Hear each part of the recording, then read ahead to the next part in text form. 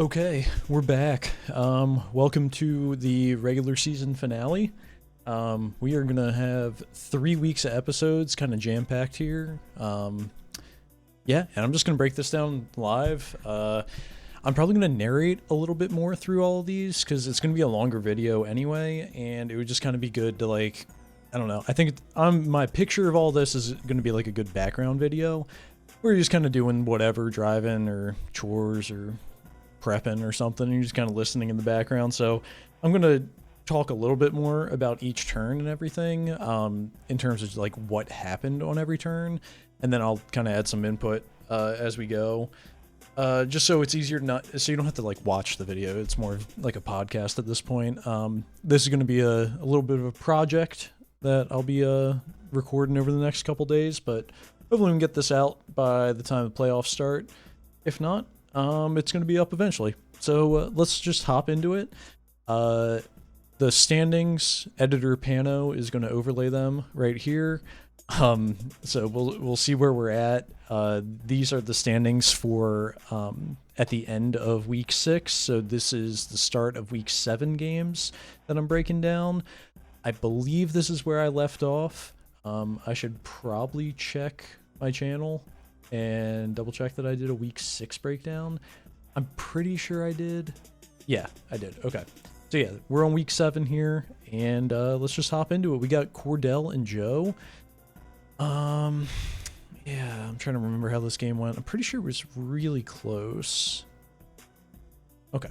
Anyway, we see a Primeape lead into Dunsparce. Oh yeah, big drain punch, and Primeape gets paralyzed with Glare. We got Lefty's Calm Mind to Dunsparce, which was aggressive.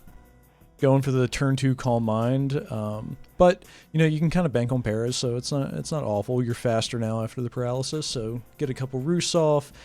Ends up Cordell goes to Ting Lu on a roost, so we got a +1/+1 to Dunsparce here, and Boomburst does a decent 40% there to Ting Loser. Stab Boomburst, pretty solid. Whirlwinded out into Dragalge, and hard switched back to Dunsparce, which takes 38 from Body Press, so it's pretty comfortable in here. It's definitely burning through some roosts at this point. It's already used 3 of them this game. Then Joe goes Hard Quavel on a Body Press, takes 36. Ice Spinner into a Screamtail switch. That's a good play on Cordell's end. Screamtail just bodies Quavel. Misses a T-Wave onto Dunsparce, not the end of the world, is what it is. And Dunsparce Calm Mind's back up. Just wants to keep screaming. Boomburst, get 38% on that one. Alright, Whirlwind into Low Kicks. Low Kicks now just gets to do whatever it wants. Tinted Lens, First Impression, doing 41% to Zapdos is crazy. But it's able just to roost up on the next turn, no problem. Now, Dunsparce is facing the Zapdos. He goes into Dragapult as Dunsparce Calm Minds. And here's Substitute out of Dragapult to block the Glare. Really nice tech. Now the thing is, can Dragapult actually touch Dunsparce? But we see Dragon Dance here behind the sub. Psychic Fangs to blow up the Quavel. Low Kicks comes in. First Impression breaks sub, as Dragon Darts just destroys it.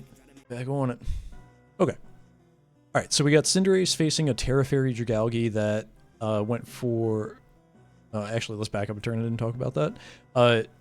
Drowsy comes in, goes Terra Fairy, as Dragapult goes for Dragon Darts, which ends up whiffing. Draco Meteor, Oko's Dragapult, and then Curse Body procs to Draco.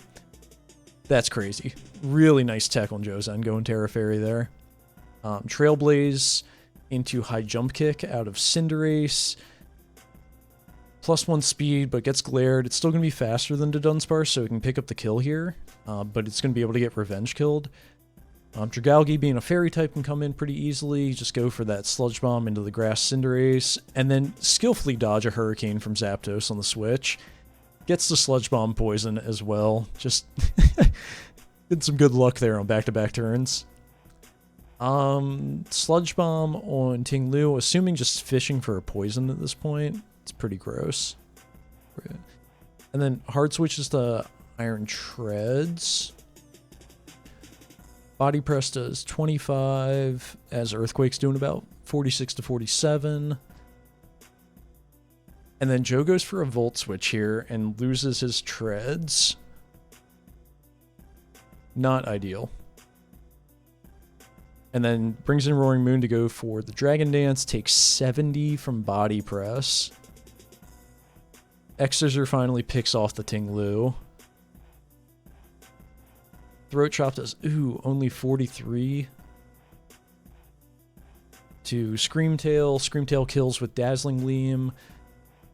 And then is able to get a little bit of chip on Dragalge before going down. Now Primeape has to come in and pray to God it doesn't get paralyzed. Parapoison, really cool. And then gets an Ice Punch Freeze. Oh, and then Joe thaws out. I remember that now. But then Rage Fist ends up picking it up at the end. So, kind of the takeaway from that, Joe was in the driver's seat once he got that kill on Dragapult. Really, Dragapult looked crazy into Joe's team, and once he got rid of that, it really felt like all the momentum was on Joe's side at that point. What he, I think, needed to do was when he had Treads in, of course, I don't know if it was a misclick or what the Volt Switch play was, but if you get rid of Ting Lu, Roaring Moon can Dragon Dance kind of easily-ish. Maybe not super easily. So the idea is you get rid of the Whirlwinder so you can't end up going anywhere. Yeah, maybe. Okay, so that Volt Switch was really impactful then, because if you keep Treads around, you can at least live anything from Screamtail still, even if you're at 19%. And then you're faster than both Primeape and Cinderace. Primeape being Terra Poison, obviously can't even use its Terra in front of you. Yeah, Treads was really valuable in the end game, and I don't know if it was a misclick on Volt Switch, but that definitely ended up costing it. So, yep, that's my takeaway on there. So we'll go to the next. We had the probably the hottest battle of the entire season. MJC and I agreed to do, I think our terms were something funky. So my team, I brought 6 Pokemon with choice items, and he brought some really unique sets on all 6 of his, so we'll just kind of hop into this real quick. Alright, so lead Palafin like an absolute noob, as he leads Grafaiai and knocks off my Hariyama's Choice Band. Okay, no big deal. I'm just going to go for a knockoff myself. He goes into Hawlucha, which is a good play, and procs his Unburden that way. So I just get some chip with T-Punch. I have to sack Hariyama because I have 6 choice-locked Mons. I do not have a switch in. And then, thankfully, Lando just innately having Intimidate, I'm able to come in and survive a hit. So I go for the Smackdown, kill Hawlucha. He goes for Dazzling Gleam with Azelf on the next turn as I Smackdown. I go for another Smackdown on the next turn, and I'm sure at this point MJC's thinking, okay, some choice items are afoot. He goes into Garganacl after I die to a U-turn from his Labrat, his Grafaiai.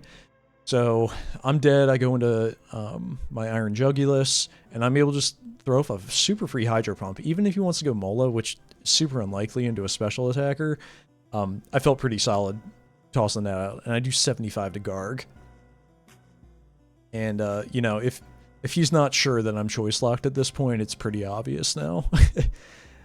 So he gets Assault Cure up, I take some chip, I'm about 50% with Iron Jug. I go into Palafin on his Mola, and I kill him from 77% with Specs Boom Burst.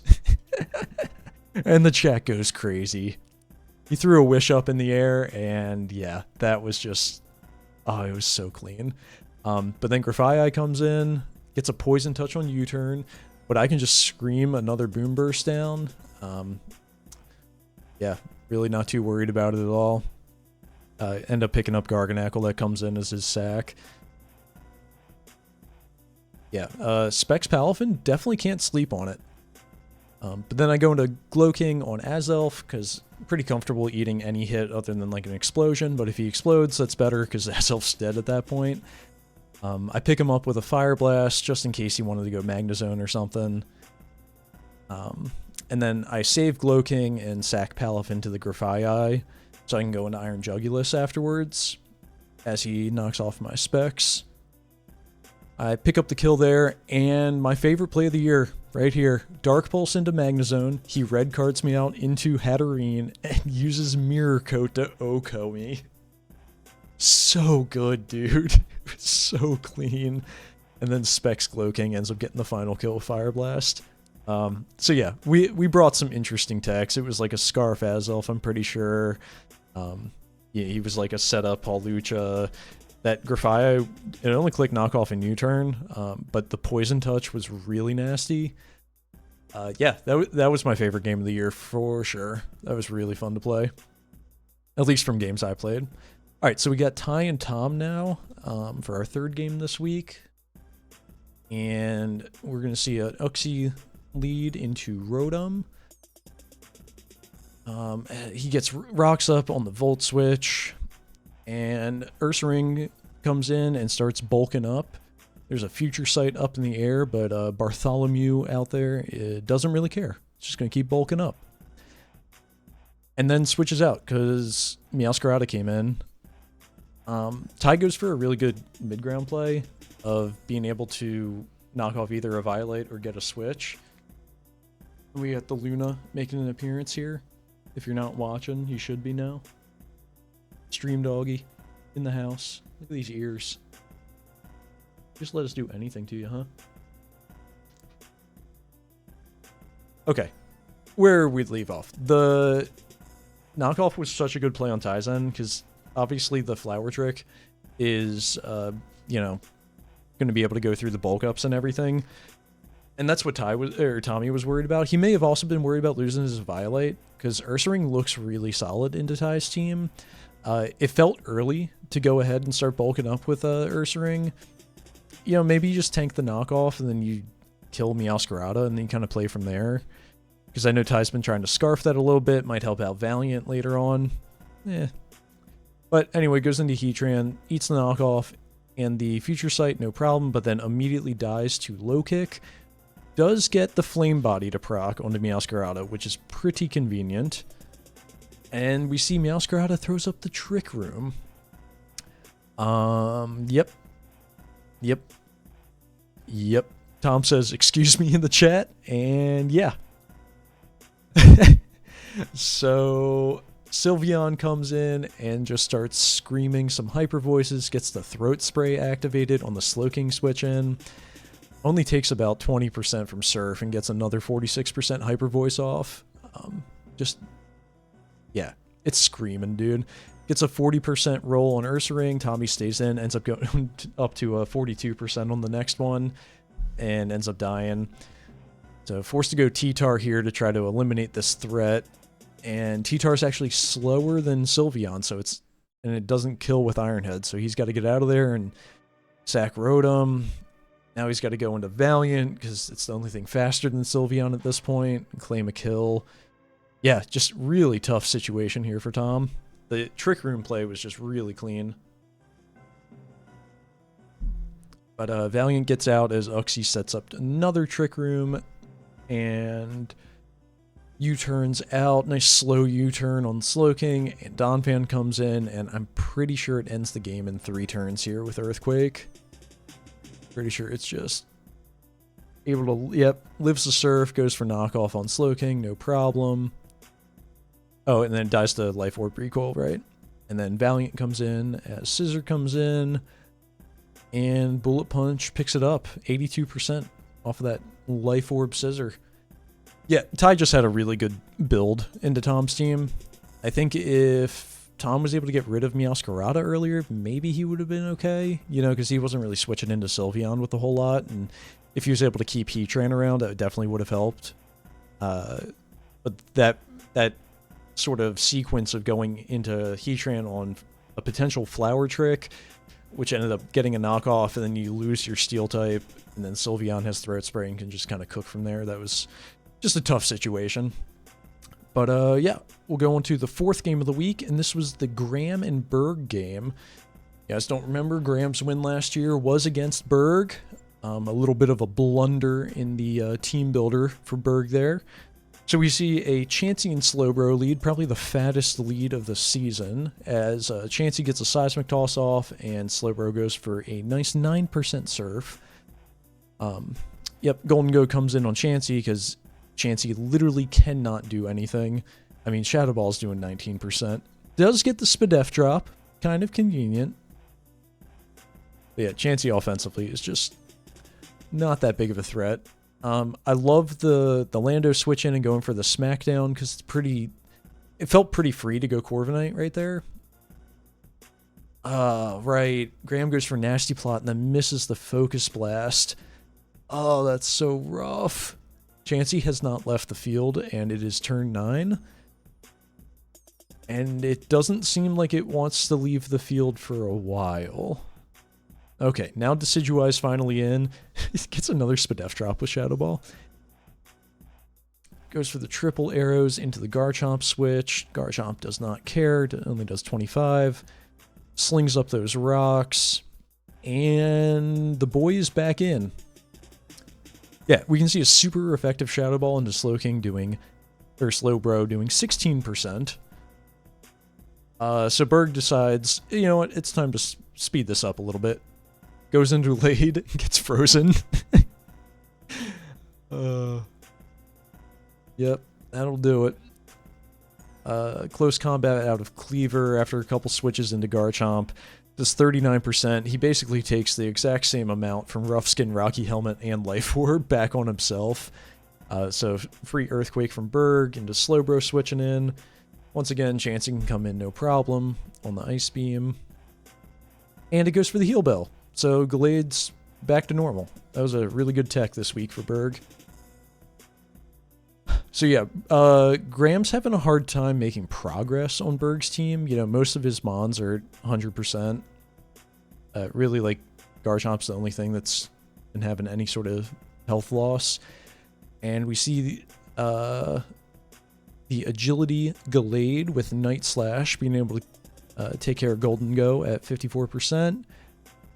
And it does 61% to Slowbro. Does not pick it up, but lives the surf. So with Life Orb, he's got 3 more hits here. Decidueye on the switch to the Night Slash. Slowbro gets some regen, come back into the Sacred Sword. Berg's got 1 more attack, he's at 7%, and picks up the Slowbro with the Glade. So there we go, Graham's got 1 down. It wasn't by his own doing, but it works. Berg goes into Azumarill, which makes sense for the other 3 mons, but Graham goes into Decidueye, forces him out into Defog, or into Corviknight on the Defog. Corv picks up Lando on the switch. I think at that point, I guess, yeah, Body Press was pretty free. I still like Lando overall, but it was probably getting picked off by Shadow Sneak, so that's a fine sack. The late game Stone Axe to get up some rocks and go down to Brave Bird by Corv. We're just setting up the Sliggoo endgame bit. Alright, we get the curse out of Sliggoo here. Stacking those defense boosts. Goes for the rest. Probably a little early for the rest. Probably could have squeezed another one in, but it's all good. Needs to get a little bit lucky here with some Sleep Talks. As Azu came in and belly drummed up. Takes 44% from Iron Head, though. Damn. Sliggoo taking care of Azu. I forgot about that. I remember watching this game now. We're back. The fact Sliggoo 1v1 to belly drum Azu, I mean, that's a dub. It's a dub, but Mimikyu is able to just come in and kind of take care of business from here. Yeah, that was actually a really good game. Berg played his pivots really well. Really frustrating game, I'm sure, for Graham, because I don't know how you break through that with this team. I mean, hitting the Focus Blast would have been huge on the Chansey, and maybe you got a little bit better of a chance with, like, Golden Go. But yeah, well played to Berg there. All right, and then we got E and Dodge. I passed Dodge my patented Chinese Mew for this game, and that's all I gotta say about this.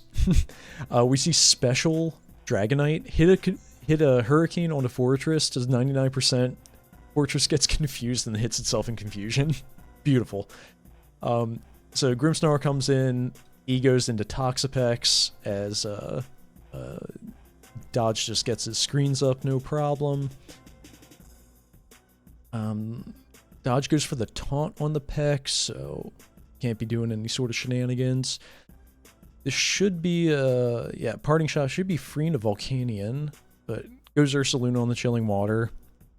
Probably not what you want to do, just because, you know, you're going to lower your attack, but at the same time, you get Ursaluna in for free, and it's not going to get toxic or anything. Brick Break comes through out of Great Tusk, really good tech. I mean, you know, you see a Grimmsnarl, you got to bring something to take care of screen, so Brick Break Tusk was a good answer.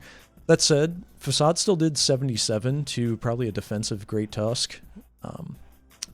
So yeah, that was pretty lit. And now Mew is in, and it goes for the agility on the rapid spin. He thought he was cheeky, getting rid of the hazards. Little did he know that Dodge has the bulkiest Mew on this side of the Mississippi, and is able to eat that Dark Pulse and get its weakness policy procced from the Greninja. And so that was the turn that ended the game there. He switched out of Greninja to go into King Gambit, probably assuming another Draining Kiss was coming out. But Dodge made the right play for sure, went for the fighting move to guarantee he got rid of Greninja. And yeah, he caught the King Gambit on the switch, and now he doesn't have to worry about Sucker Punch or anything happening. So yeah, this should just be Mew wrapping up from here. Stored power, beautiful. He's got +4 speed, +2 attack, +2 special attack. 80...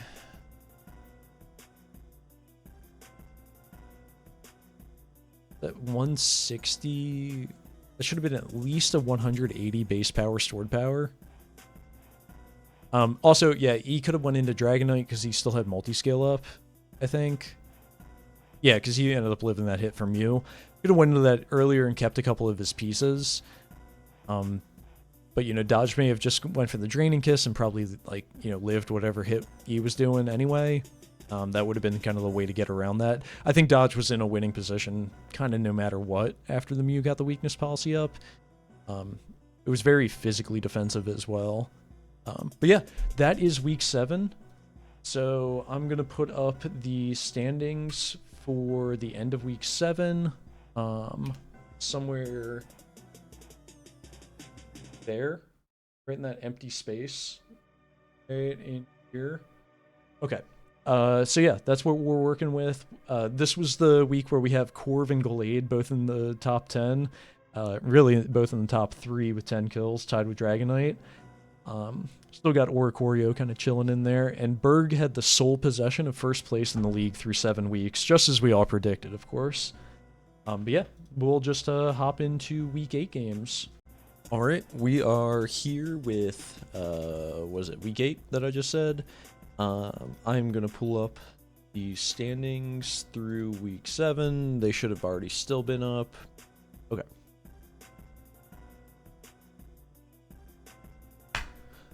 Okay, so we got week 8 here. We'll start this off with Ty and Joe. Let's see, we got 4-3 Ty versus 4-3 Joe. So yeah, even matchup here. We'll go right into it. We got a bundle lead right into the Dunsparce, a classic Joe lead. Let's see, flip turn out to Goodra as the Dunsparce hits that coil up. And Goodra goes for the Acid Armor, able to live the Outrage. This is such a cool Goodra. Hydration with Rain Dance and Rest. Really nice set. Also, Coil Outrage, really cool.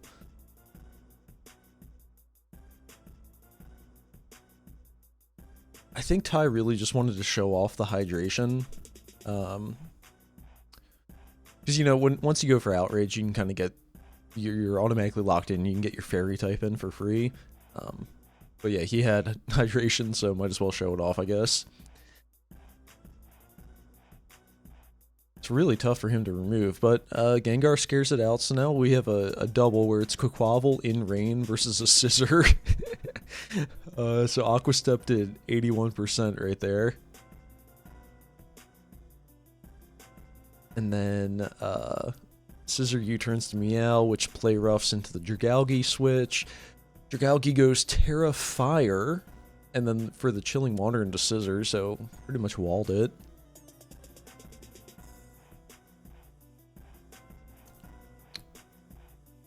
Interesting switch from Dragalge when Sylveon came in. I mean, Sylveon really can't do a whole lot to Terra Fire Dragalge.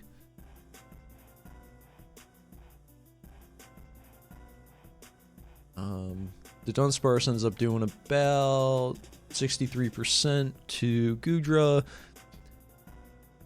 which is actually kind of cheeky because that allowed Joe to get 2 superpowers off since he didn't kill it with an Amorous.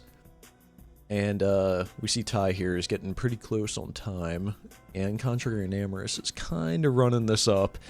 Yeah, so Ty was talking in chat and then ended up losing.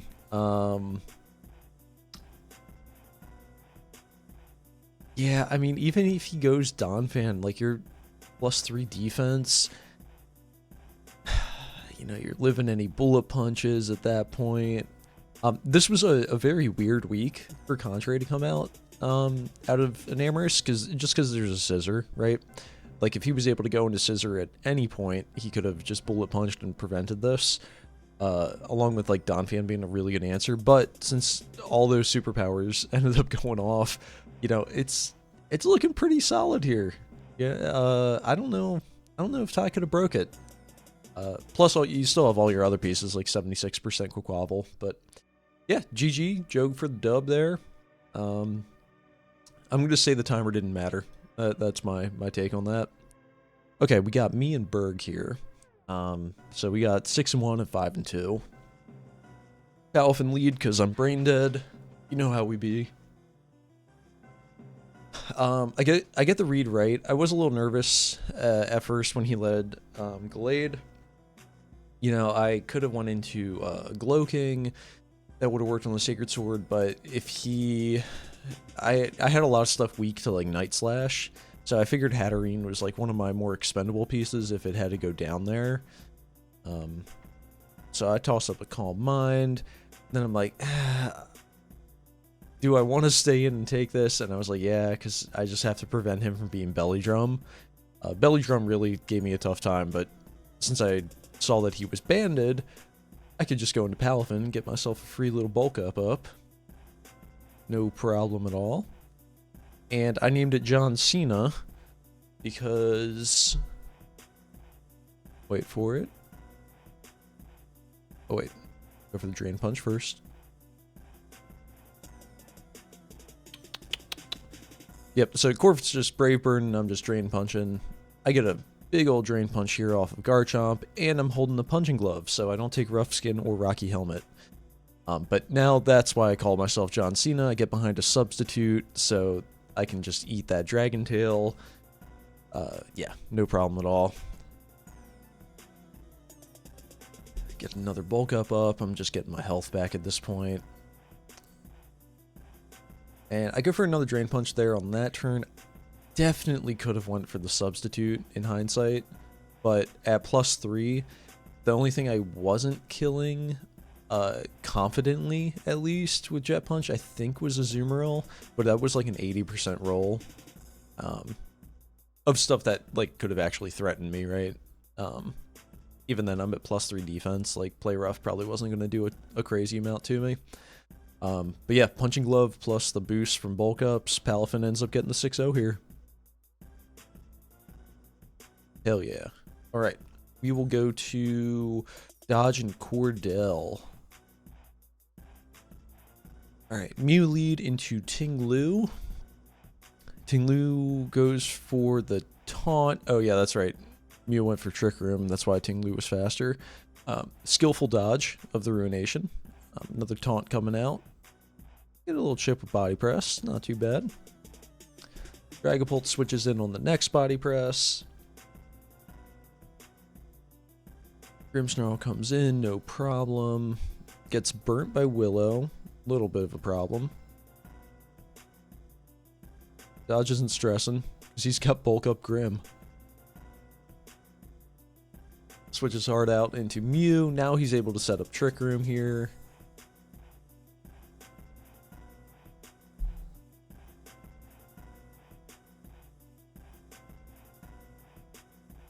Okay, now we see Terra Ghost Primeape bulking up too. Pretty scary, you know? Pretty scary. Because Rage Fist off of Terra Ghost is going to be hitting like a truck.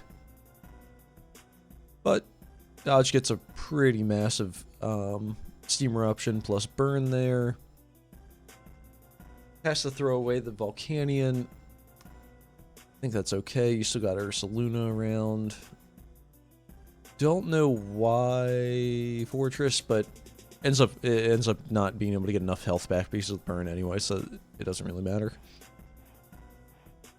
Alright, Treads comes in. Takes a ton from Pyro plus U-turn. A lot. Alright, so you got to go for the attack here. If you're Dodge, you just DD'd up. Goes Terra Flying with Ice Punch. Nice. Okay, yeah. Gets 51% down on Ting Lu. Able to kill it in the next turn. And then Dragapult comes in. And he switches out. Goes into Grimmsnarl. Guess that makes sense. It's pretty okay. Based off that damage, there may be like specs or something off a Pult, but Dodge just goes for the Spirit Break and the Zapdos switch. Then switches out as Zapdos Volt switches into Mew to get Cinderace for a Libero U-turn. It's pretty much pick up anything other than Ursaluna at that point. Yeah, now Samurott being faster than everything. Oh, and gets a crit on Ursaluna. Shit. That's tough. And then, oh, it was a weakness policy. Samurott, that's gross.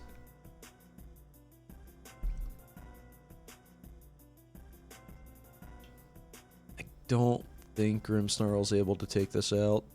Oh, it does with Sucker Punch, right?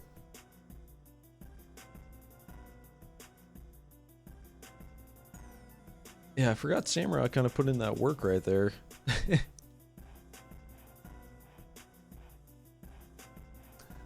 But yeah, Cinderace eventually is going to be able to finish this one off. Even though Grimmsnarl does make it pretty competitive at the end there. Yeah, GG's. We will go to MJC. I mean, like, take away from that, I think was you got to get Ursaluna in at some point. That's the main breakdown for that week. I mean, yeah, Cordell does not really have solid switch-ins. I mean, unless he's predicting, like, the facades and goes for, like, the Ghost-type switch and then switches back on the Ground-type move to Zapdos or something, like, there's that option. But that's tough to predict every turn, right? And, like, Ursaluna's probably claiming a kill if he's able to get it in under Trick Room, so that's my main takeaway. So good job on Cordell for preventing that from happening. Alright, Graham and MJC.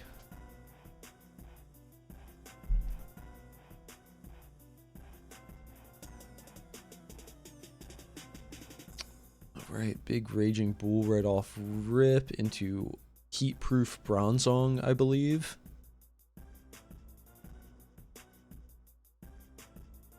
I'm pretty sure that's what it was. Alright, Golden Go picking off the Dugtrio. That was kind of the tipping point for MJC right there. Was going Dugtrio on Golden Go. Now, do you have a better switch in? Probably not. You know, your entire team other than Qian Pao and Grafai are weak to Shadow Ball. I mean, Dugtrio's weak to everything, right? It's so frail.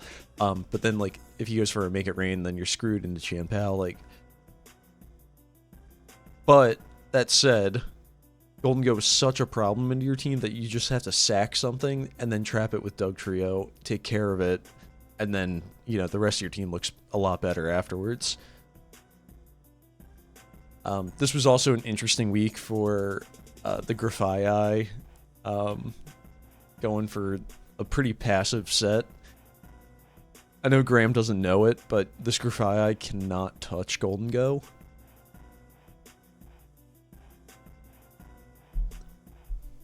Yeah, so it's just subtoxicing the Decidueye at this point, but it physically can't do anything to Golden Go. Now we see 3 moves right now. Still just gonna sit there.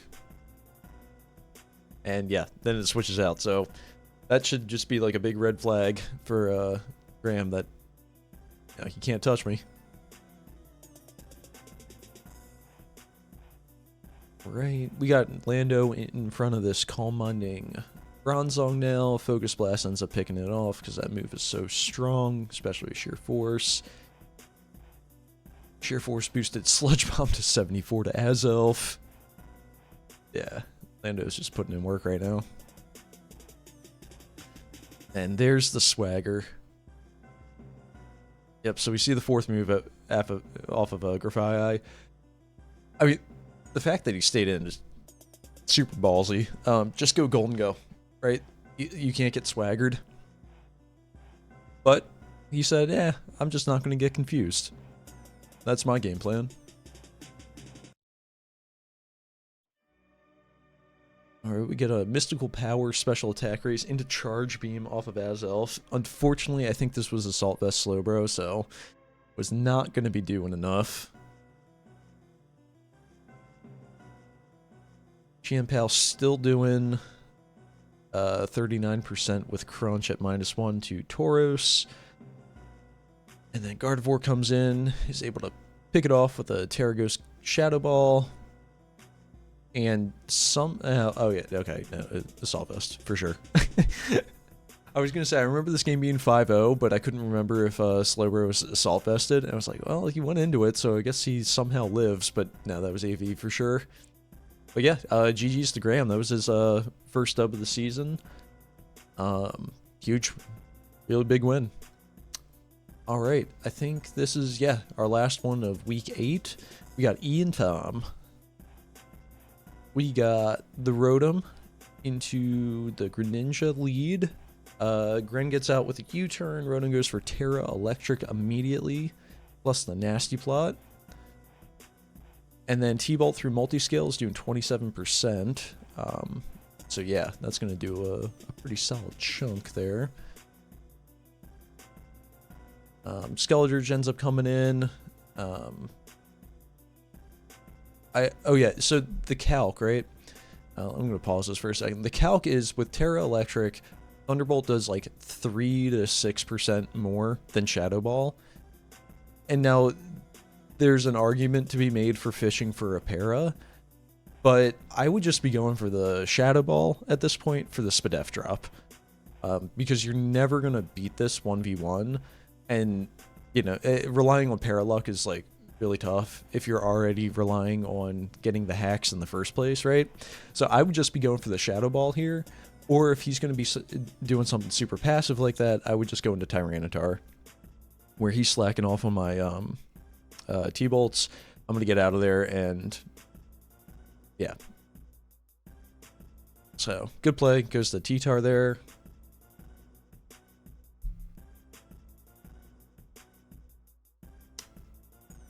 Alright. Scares the Skeledirge out. Goes for EQ on the Tusk. Tusk is easily able to go for the knockoff onto anything on Tom's team. Tom decides, Noivern, you are the one to lose your item. Bangs a Hurricane straight into Morgrim. Okay. I guess you're worried about Prankster T-Wave or something at this point. If Tom just went for another Hurricane, like, you're running Infiltrator, I believe, on Noivern, right? Like, I didn't see a Frisk come out when you came in. So just going for the Hurricane again, assuming you hit, right, you get rid of the screens problem that you're facing. Yeah. Now you got a super weak Heatran here. At least you hit the Magma Storm onto the Gren, get some chip. Noivern's able to come in and tank that. but it is slower than Gren. And misses the Hurricane. Okay. That's tough. That's really tough. And then Tom ends up going into Valiant, which does not kill the Greninja through the light screen. So that was really the misplay there. You see that Gren is faster than your max speed Noivern. So you know for sure that it is Scarfed. You could have just, after Noivern went down, you just go into Lilligant and start setting up, you know? I don't know. He may be running Sleep Powder. So that's kind of like the only way to get through Skeledirge is, you know, put it to sleep a little bit. But, you know, he ends up getting parried, so it's just a tough situation. T-Tar can always switch into Skell. No problem. Goes for the Ice Punch, predicting either D-Knight or Tusk on the Earthquake. Look at East team that's left. He brought 5 OU Mons and Morgrim. That's hilarious. Okay, just a couple pivots here. We got like the Rotom hitting the Air Slash on the Dirge, switching in. He goes for the Willow onto the T-Tar, ends up landing on the second one. So now he can kind of slack off in front of this because Rock Blast is not going to be doing enough. He needs 5 hits to counteract the slack offs, and one of them needs a crit. Pretty sure this goes for a couple more turns here. Yeah. Just kind of speed through that. It was just a couple Rock Blasts and slack offs back and forth. That said, he is running out of slack offs. He's only got 2 left now that he trans in, able to go for Earth Power. Alright, goes to D-Knight on the EP. Able to DD up again. Ooh, look at that. Damn. And I think that was a misclick on Tom's end going for the Air Slash instead of the T-Bolt. Don't know what that was. Yeah. Terra Electric, you know, let's get the power down, you know what I'm saying? But D-Knight takes care of Rotom Fan finally. Valiant still can't deal with Skeledirge.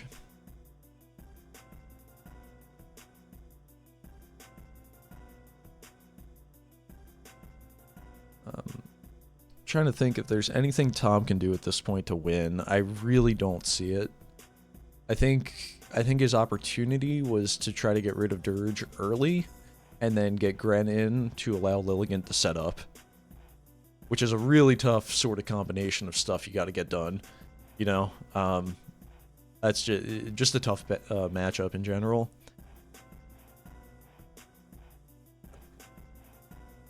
Ice Beam's going to take care of Lilligant, no problem. T-Card can come in. But, you know, Gambit just wins at this point. Or Tusk comes in, claims a kill here with CC. Oh, he's going for the Rapid Spin, so he's not going to be slower than the Valiant.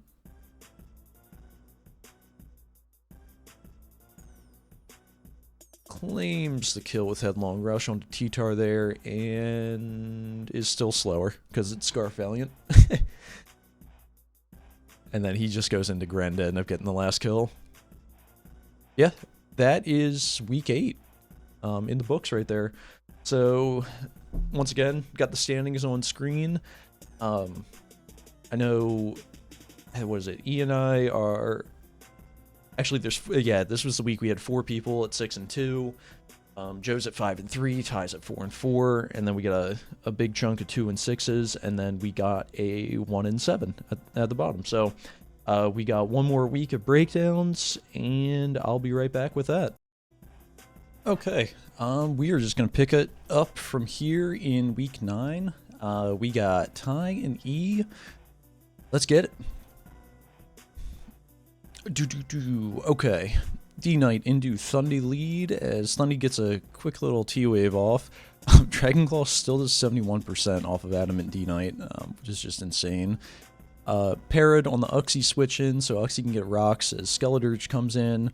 Uxie also goes for a T-Wave on the Dirge, so now E has 2 things paralyzed. Not great.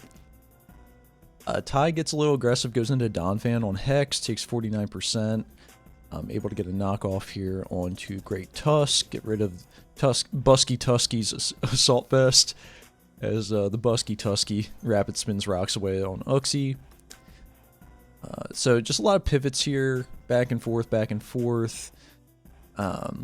Ty's able to get a Wish up with Sylveon and trading it for a burn.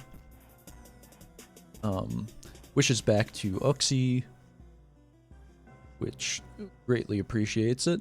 Gets rocks back up. They're just putting in a lot of work here. You know, Hex is doing 44% to Uxie. Ty kind of has to use Sylveon every time to take care of it. But now that it's burnt, it's taking 49% itself. And Ty has to get aggressive there. Damn, Dirge not getting parried at all is outrageous in that sequence. That was like 10 straight turns where it didn't get parried. Yeah, so Sylveon either has to decide, am I going to protect here and give the Wish back to myself, or am I going to try to get a little cheeky and give it to Donphan? Goes to Donphan, and Hex gets the roll. Did 49 the first time to Donphan, does 51 the second time on the switch. So Bundle finally comes in, gets a sub up. This thing is a problem for E's team. 46% from Freeze Dry.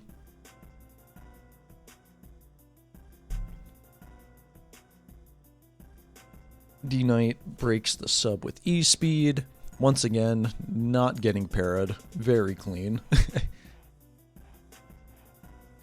Gambit comes in, is able just to pick up anything with the Kowtow.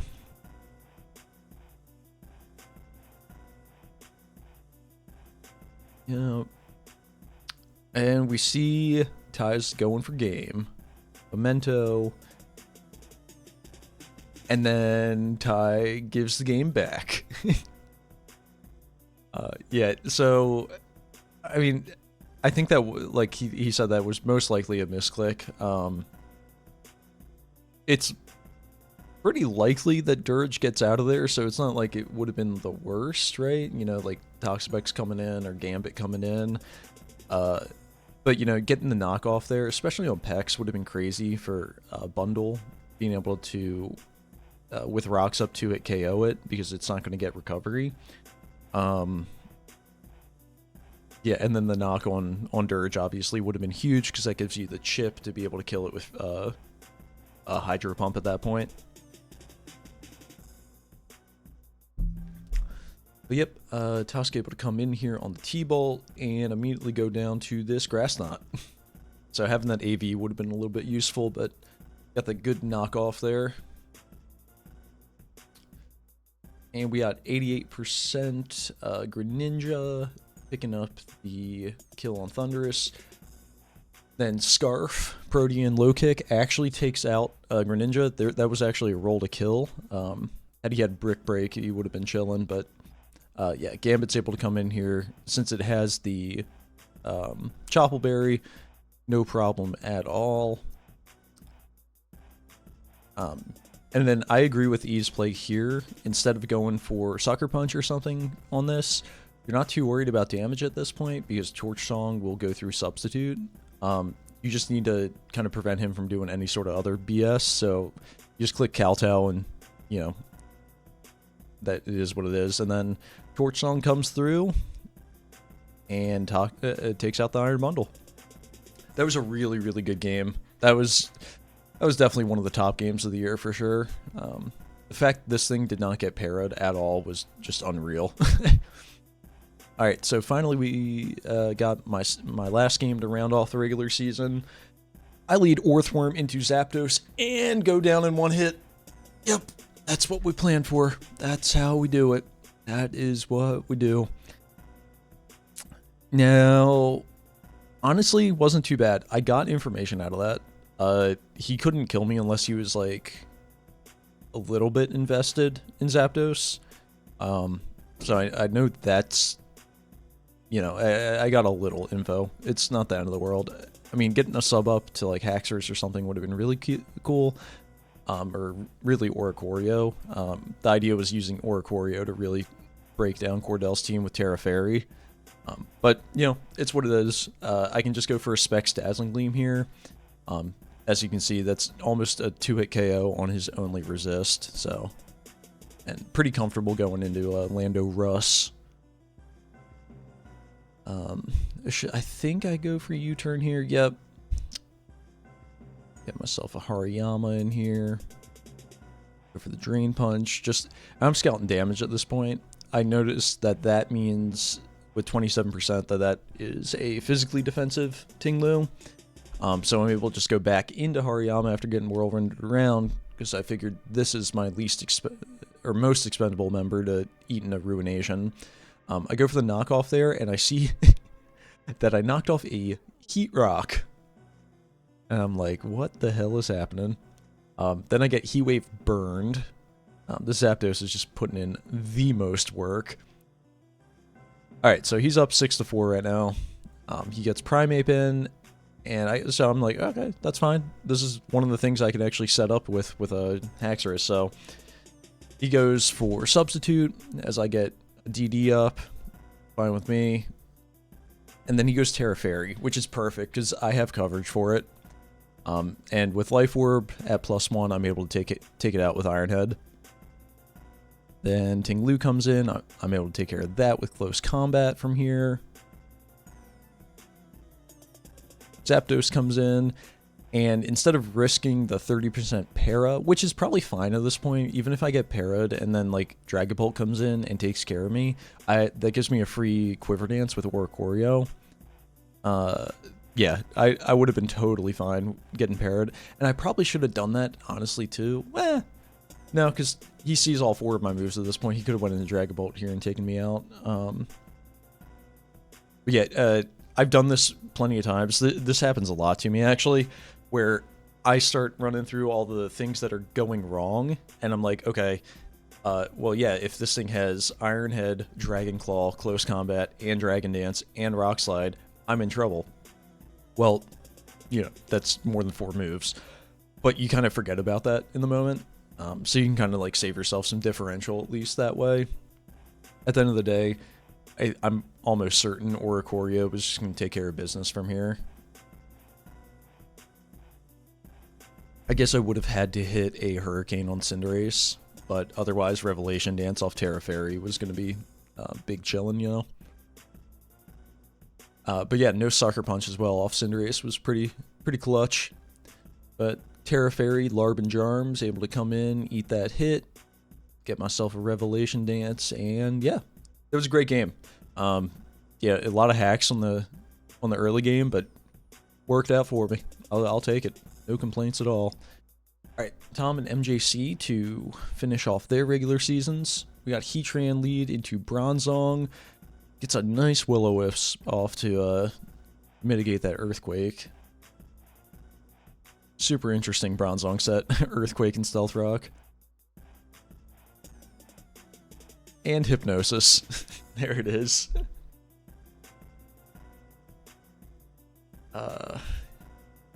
Yeah, decides, okay, going for it once is fine. I'm not going for it again.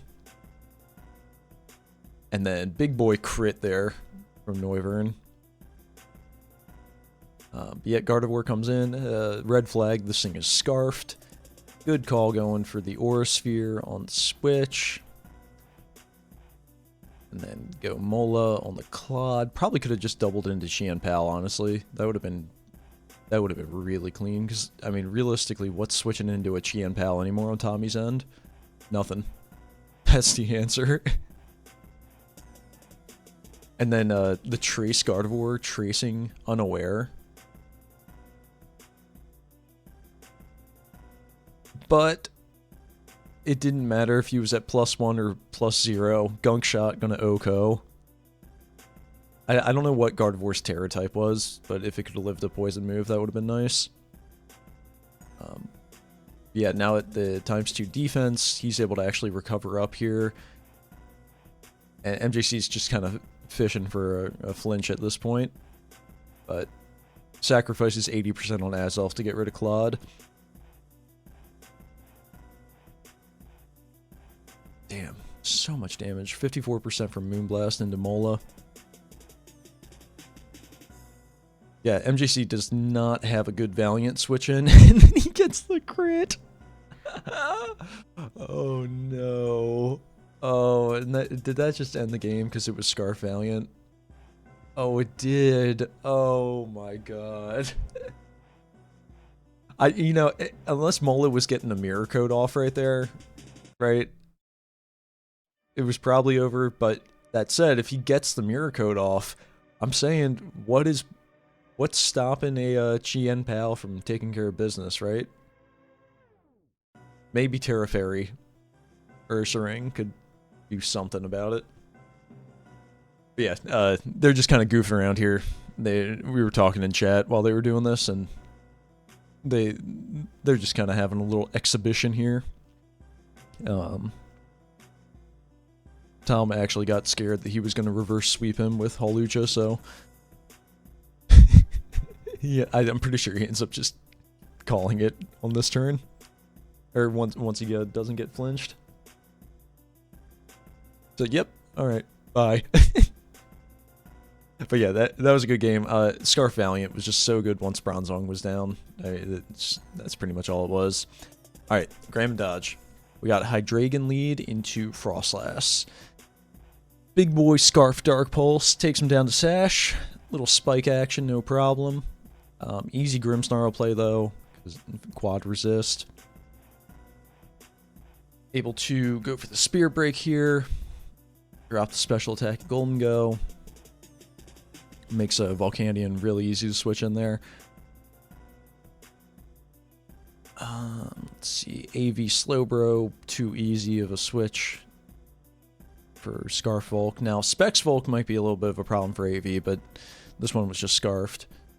And we see this is another offensive Grimmsnarl here, putting in some massive work, 2-hit KOing Lando.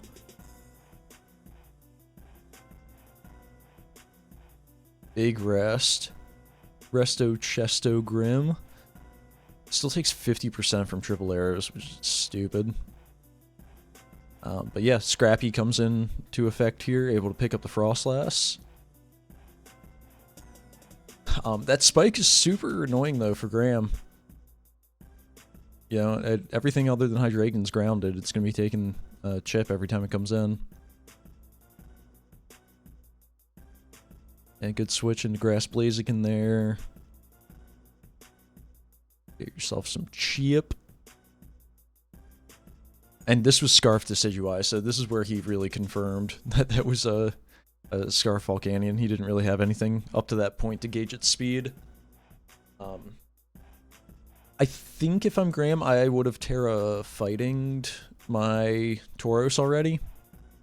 You don't really need the fire typing, in my opinion.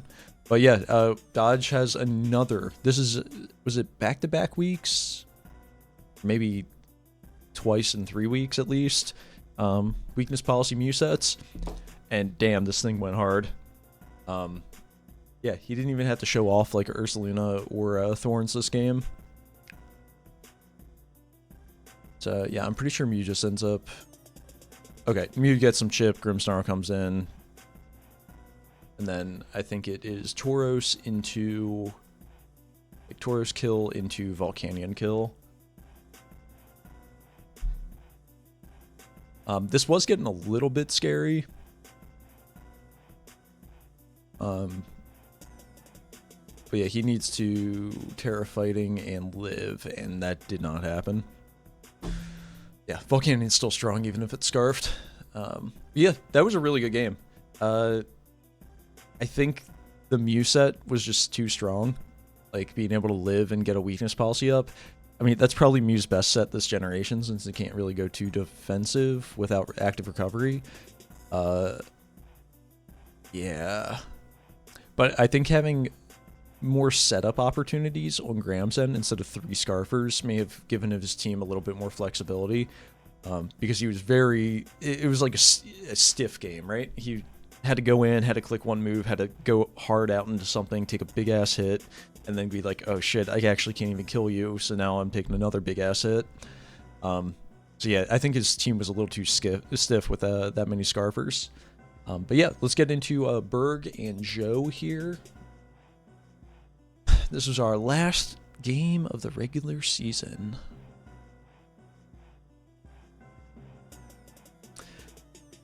This game takes forever too, so I'm not going to be talking too much about this. Might be talking about playoffs a little bit. We just got a lot of pivots back and forth here. Enamorus is definitely a problem for Berg, especially with Rocks up, because Rotom is his best answer. Rotom's a really good answer to it, just in general, but yeah, Rocks are pressuring.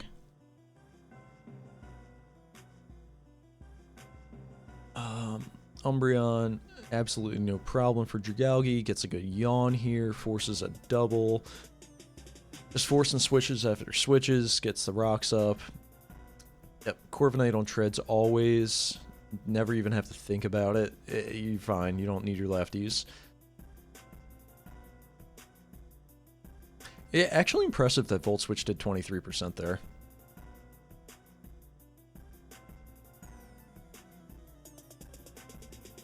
Yep, now you see that there is a Thunderbolt threat out of Dragalge, so you can't always just keep your Umbreon in there. Or, I mean, your Corviknight, excuse me. Yeah, Umbreon just being specially defensive. Such a great combination with his team with flexibility, right? So he can go with, like, physically or specially defensive Corviknight, and then he can pack that with physically or specially defensive Umbreon, or go like physical Corviknight with special Chansey. I mean, it's a very stally sort of archetype, but it works, right? And then everything gets supported by each other too. Active recovery off of Corviknight. Umbreon can wish up like defensive Garchomps and Rotoms. So that turn was pretty big, taking that much damage with that Moonblast into Chomp. Right, Rocks are up, so he can't really go into Rotom still. It's at 70%. Not really a great switch in at this point. So should have went for the defog there.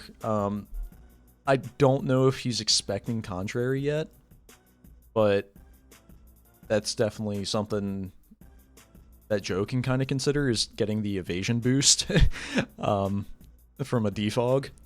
But yeah, he's got to get rid of these Rocks in order for Rotom to really do its thing.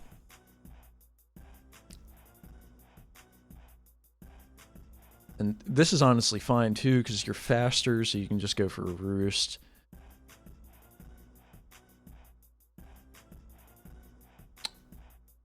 Should have just went for the defog, honestly. You're probably okay living anything. These Rocks are just putting in so much work. But finally get some progress here. It's a big old kill onto Enamorus. Umbreon really getting pressured, especially by Quaquaval.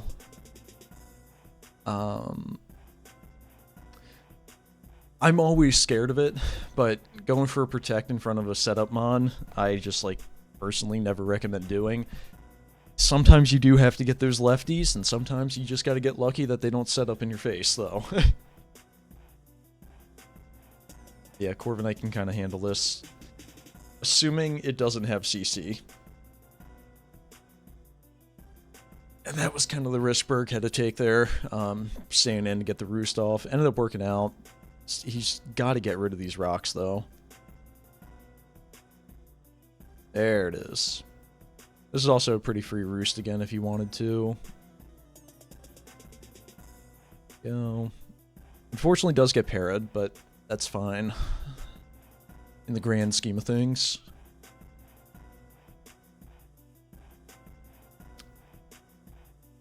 I think we still got about another 30 turns here on this.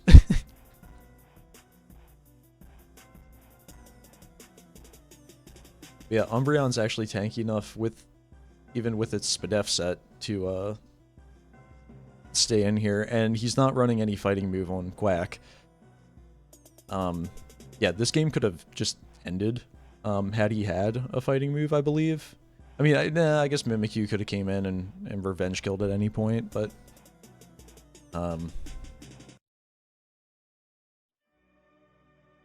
yeah.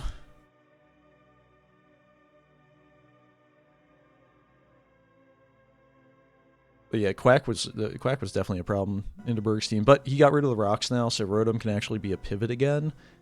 I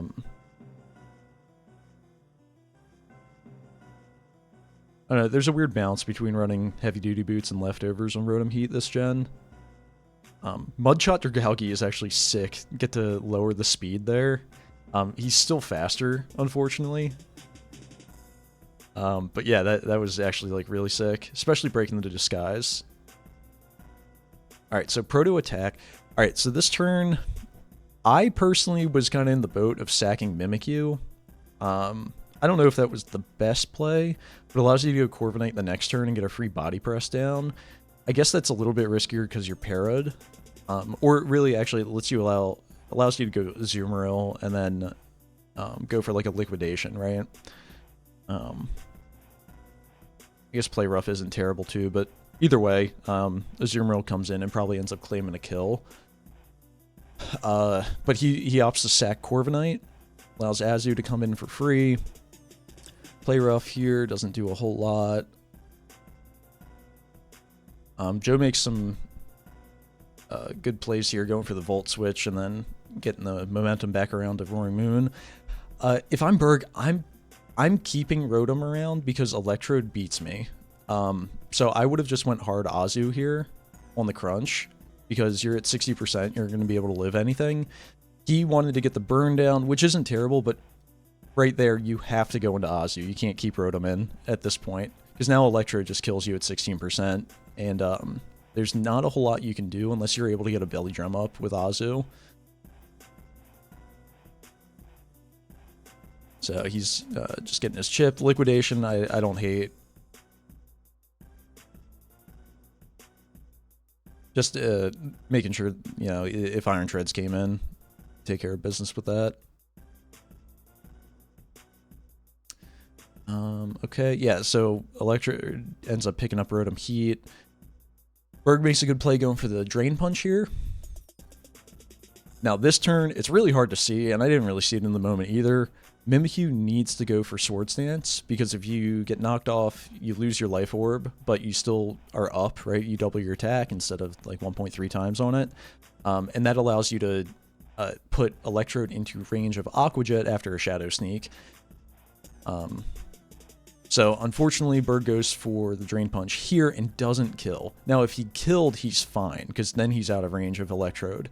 But since he did not get the kill, we see the knockoff come in, no more Life Orb.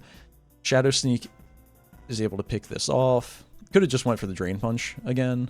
But, I mean, the 3% that you're healing back isn't saving you from that Thunderbolt. But yeah, then Electrode is able to live on 9% here from the Aqua Jet.